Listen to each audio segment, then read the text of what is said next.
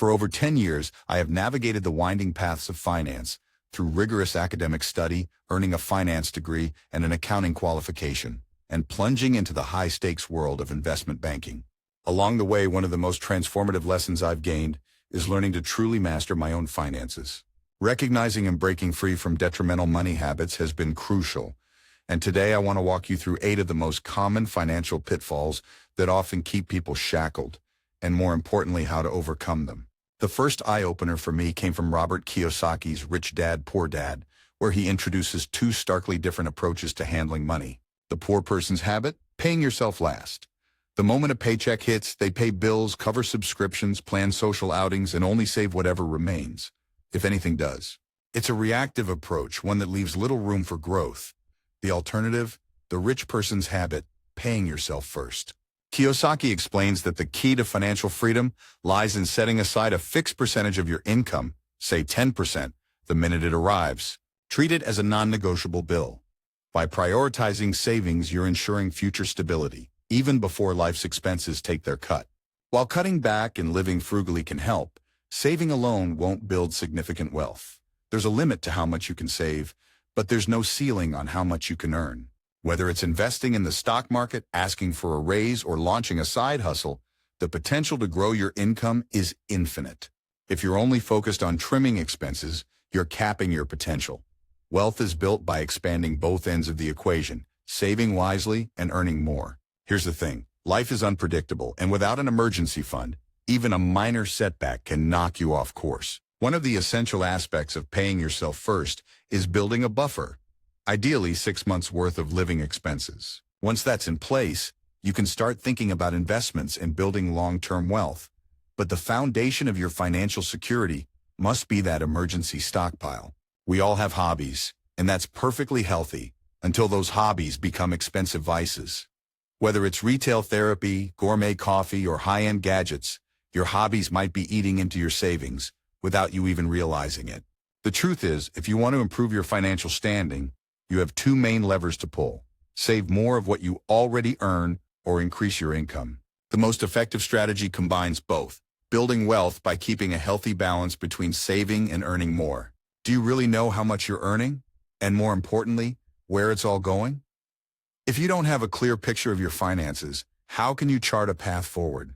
Many people fall into the trap of lifestyle inflation, spending more as they earn more.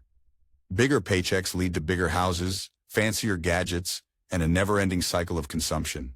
Meanwhile, the financially savvy know exactly what they own, what they owe, and what they need to do to meet their financial goals. Debt has become so ingrained in our society that it's almost celebrated, buying things you can't afford now, only to pay for them later at a higher cost.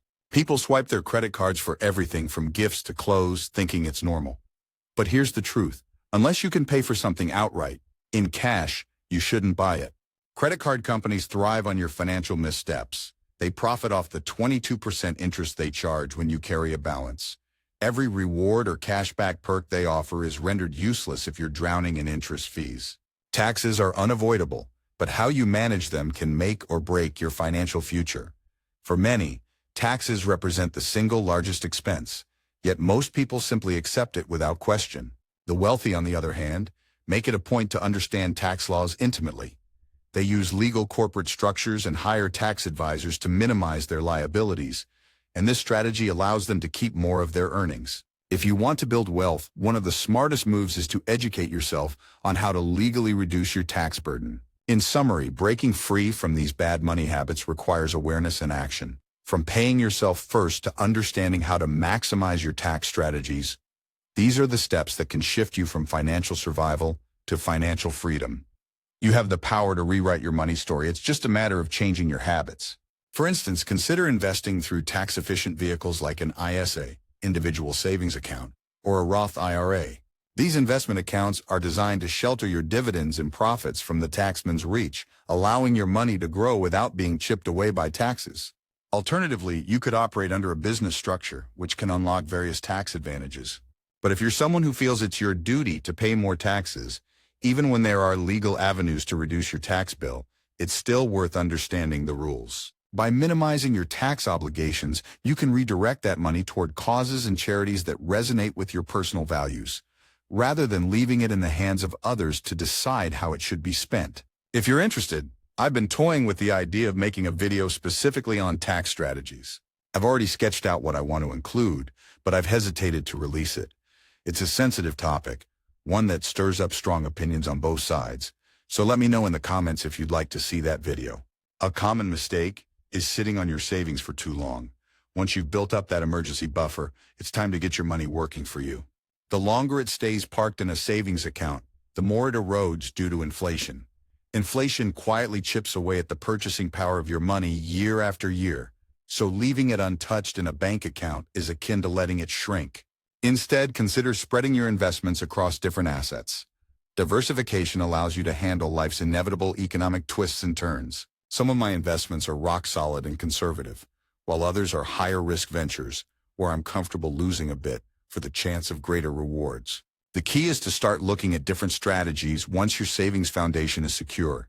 There will always be reasons to delay investing, whether it's because you don't have enough time, you feel like you don't have enough money, or you're simply unsure where to start.